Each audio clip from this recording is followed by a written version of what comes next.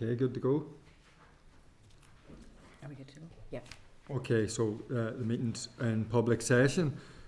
Just to let everybody know, Stephen Dunn, Steve Aiken and Declan Kearney are joining the meeting remotely. You can all hear us? Yes? Yeah. So we have a quorum. Mobile devices are permitted provided they are muted, and on airplane mode, tablets and laptops should be used for committee business only during meetings. So this is the 23rd meeting of the Democratic Scrutiny Committee. Can I also begin by welcoming Kate Nicholl to her first committee meeting? Very, very welcome, Kate. And thank Connie Egan for her contributions during her time as a member of the committee. Apologies. Don't have any apologies. Okay, so probably have a few people will arrive. Declaration of members' interests. As always, members are obliged to declare any relevant financial or other interests and to do so at the relevant agenda item. Moving on then to draft minutes. Can I refer everyone to draft minutes of proceedings at page 5 to 19 of the meeting pack? Are members content the draft minutes of our last meeting, which was 15th of August 2024, are a true reflection of those? Content. Okay, thank you. No matters arising? No. So moving then, just the next item is our committee work plan. Can I refer everyone to the relevant papers? They are at pages 21 to 48 of the meeting pack. At the first meeting, the committee recognised that there were proposals for new or replacement EU acts published prior to this committee's establishment, which would not be notified as proposed acts, obviously. So the committee agreed to ask the Executive Office to provide regular updates on proposed new and replacement EU acts that had started their EU legislative passage before this committee was established. So the Secretariat has examined the most recent update provided by the Executive Office, and the explanatory memorandum submitted to the Westminster Scrutiny Committee were available, and also information provided by RAISE to identify those acts for which the committee might wish to start gathering evidence. So the prioritisation exercise did not take account of those acts that have already completed their legislative passage and proposed tertiary legislation which the British Government doesn't intend to notify. I'm going to ask the clerk now to speak just about the prioritisation exercise and highlight the acts where it is proposed that action could be taken. Okay, so obviously gathering evidence now would place the committee in a more informed position when the acts are either notified as published, replacement acts, or notified as Speaker's new acts. So having looked at all the information as outlined by the Chair, a prioritisation exercise took place.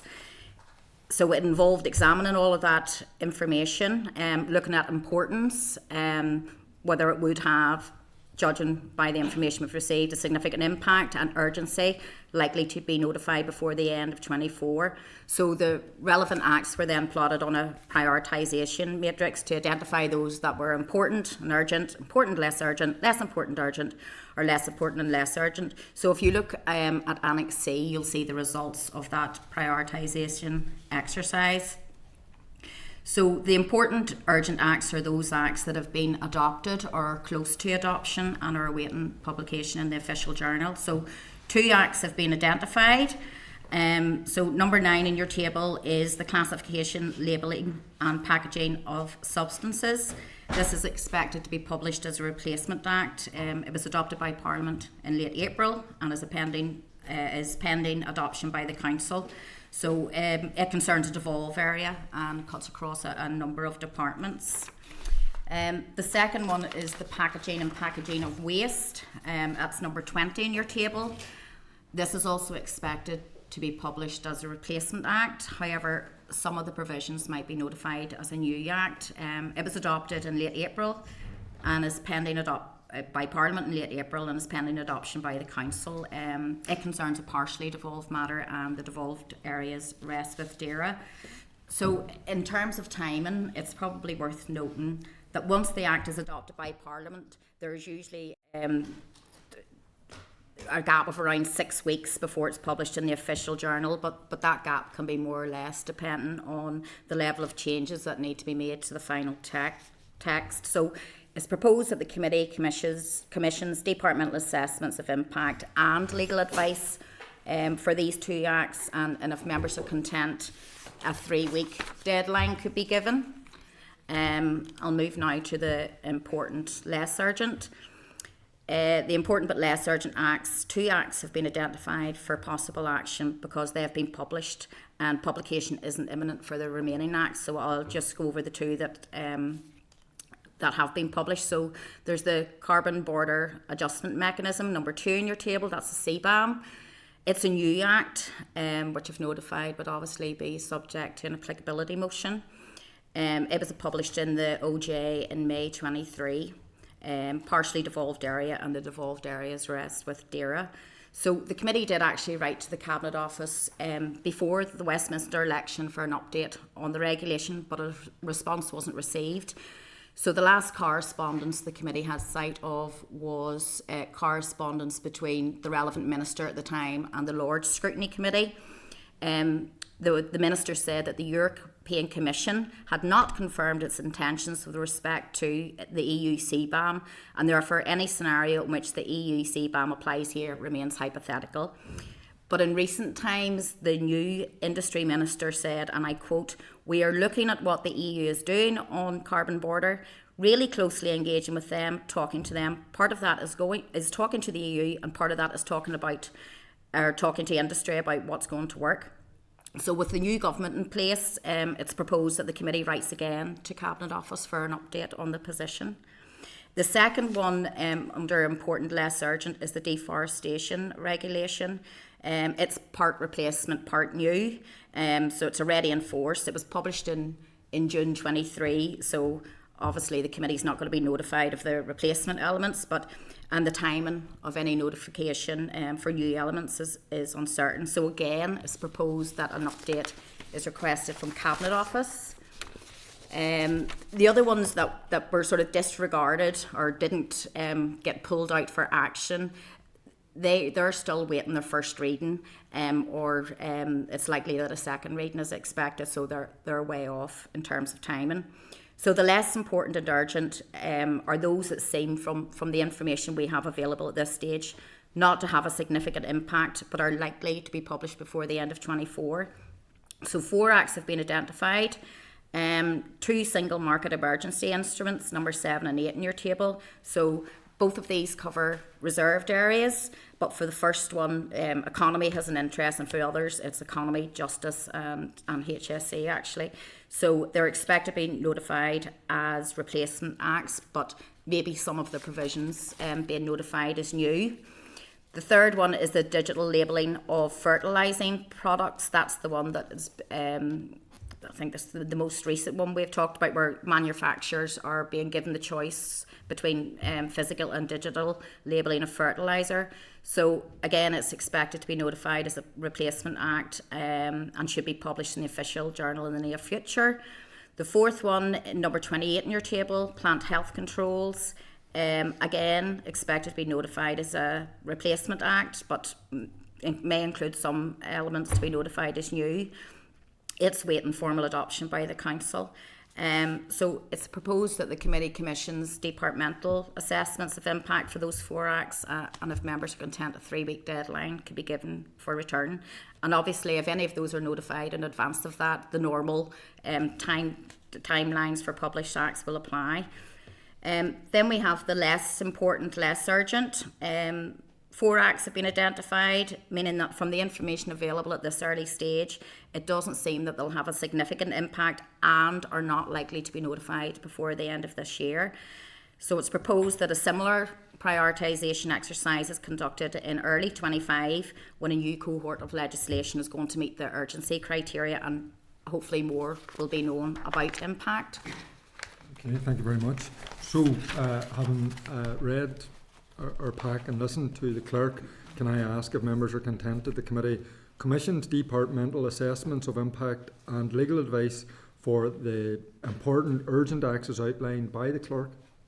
Content? Sorry, Steve, are you looking to come in on this? Yeah, just yes, I am content. I just wanted to say I welcome the fact that the committee's now decided to become a bit more curious of all the legislation that's out there. And indeed, we're beginning now to fulfil our remit. I just want to formally put that on record. Okay, well, I mean, this is work that the committee had begun a good while ago, so the committee has always been curious and diligent about the work that it was supposed to do. Just following on then, the second item then for agreement is that we request updates from the Cabinet Office on the important, less urgent acts as outlined. Content? Okay, and then the third bit for agreement is that the committee commissions departmental assessments of impact on those acts considered less important but urgent. Content? Yeah. Okay, thank you. Can I also ask members if you're content that for less important, less urgent acts, the committee conducts a similar exercise as the clerk has suggested in early 2025 when a new cohort of legislation will meet the urgent criteria and more might be known about their impact? Okay, thank you. So next item then, item number 6, committee travel. Our proposed committee visit to Brussels.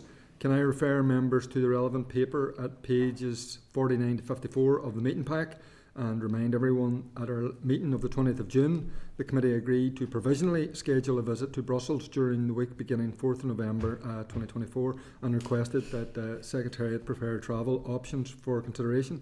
I'm now going to ask Sinead to go through the options. Yep, so I was asked to look at two travel options for a week beginning the 4th of November. The first one was the one which we had originally looked at, which was to travel via Dublin to Brussels. The other option was to travel from Belfast to Amsterdam and then on to Brussels via the Eurostar. So I've compared the two options in terms of price. The Dublin to Brussels option comes in at slightly cheaper, at about 2,500 cheaper than the Amsterdam option. The Amsterdam option would also involve leaving on Monday morning, so we would have a full day's travel on the Monday and then back on the Thursday evening. The Dublin option would be leaving on the Monday evening to get the early flight to Brussels on the Tuesday morning, and again that would be returning on the Thursday evening again. The draft itinerary is the same as what was proposed before, but because we have that bit of extra time, we're proposing to include a visit to the EU Parliament to meet with the Legislative Coordination Unit, just because this is in terms of the kind of educational piece around the legislative process in the EU. That's the only difference to the itinerary. So comparing the two options, the Dublin option comes in as cheaper and also it means less time away. So those are options for members to consider. Okay, can I thank you, Sinead, for the work that you have done in preparing those options, and I'm going to propose that we adopt the Dublin option because it makes sense, being cheaper, and it means a day where we can carry out plenary business here. Yeah, Chair. Yes. I think it does make sense. There's more time, and you get to kind of have additional meetings, which is helpful. I suppose my only issue would be potentially the ratio of members to officers. Do you have 6 members going for a start? And I'll declare that I won't be going, but 6 members and 4 officers seems like that's more than 1 to 2. So it's not a significant amount of money, but it still repairs money. Do we need 4 officers to go?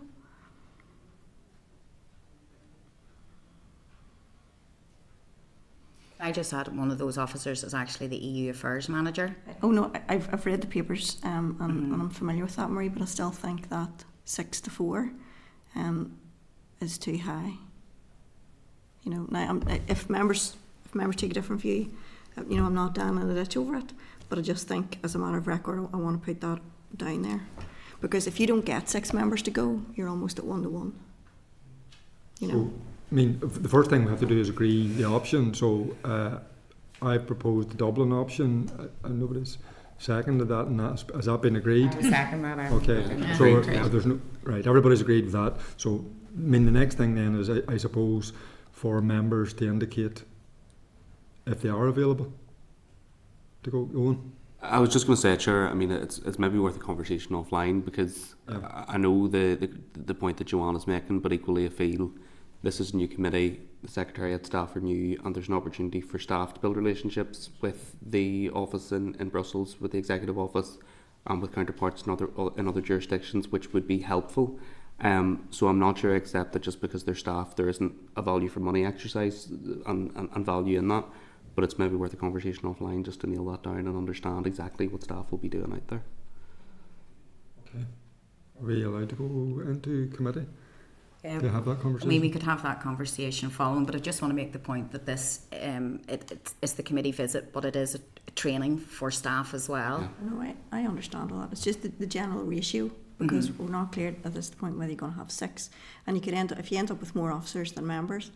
I'm not sure it's a great look, you know. Okay, so we'll go back I to like that the financial conversation at the end of the meeting, and we have a period now. I mean, I know we're maybe a wee bit stable with committee changes. I think there's another one scheduled for Monday, so we may actually end up with more than 6 members attending the trip. So, but we'll have a conversation with that at the end of the meeting. So we're content anyway that with the option of travel.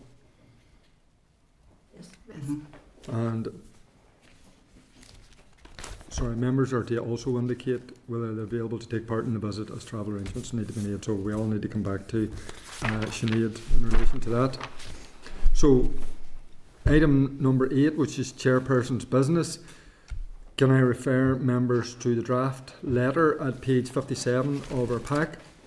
And that's for myself to the Minister of State for the British Cabinet Office regarding dedicated information sharing arrangements. Can I remind members that the previous British government put in place dedicated information sharing arrangements to ensure that this committee could carry out its statutory function effectively by providing the same information and analysis as is provided to Westminster, including through explanatory memorandum from the Westminster Scrutiny Committees. On the 30th of July, the British House of Commons European Scrutiny Committee, which assessed the legal and political importance of EU documents deposited in Westminster, was abolished. According to the leader of that house, a dedicated EU scrutiny committee is no longer needed, as following exit from the EU, the British government is no longer required to automatically take on board proposed EU laws which that committee formally scrutinised. So can I ask if members are content to issue the draft letter seeking assurance that the changes to the system of EU document scrutiny resulting from decisions taken at Westminster will not affect the dedicated information sharing arrangements put in place for this committee to do its job? Is everybody content? Okay, thank you. Can I also inform members that effective questioning sessions are available for committees in 2-hour slots on Thursday, 17th of October, and I suppose it's up to this committee whether they wish to register an interest, or other members may well be attending effective question as part of other committees. I presume they probably are. Yeah, we've got a session with Justice. Okay, so are people happy that we don't register from this committee, and if we wish to attend we do so through the statutory committees? Yeah. Okay. Okay, so I have no other business. Does any of the members have any other business? None? Okay, so date, time, place of next meeting. So there was no notifications today, therefore we don't need to meet next week. So the next meeting is potentially scheduled for the 26th of September. If we don't get notifications next week, it will actually move to the 3rd of October. We do have to meet on the 3rd of October regardless of notifications, because we have information and evidence coming forward at that meeting. So say there's no meeting next week, potentially one the following week, but we'll know come next Thursday and people will be informed. Okay, everybody happy? Yes, that's the Garmy. Committee Room 30, sound.